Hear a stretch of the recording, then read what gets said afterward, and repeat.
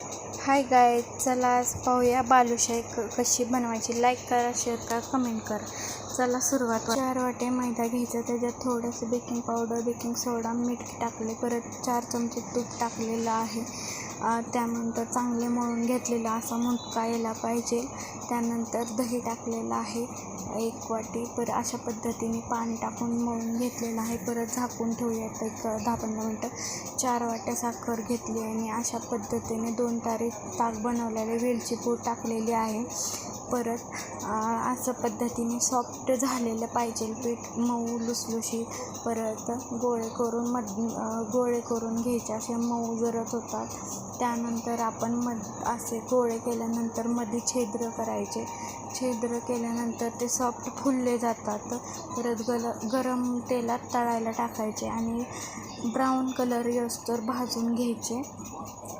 Colour आल्यानंतर आपण जे पाकात टाकलेलं आहे त्याच्यात पाकात टाकायचे. लाईक करा, शेअर करा.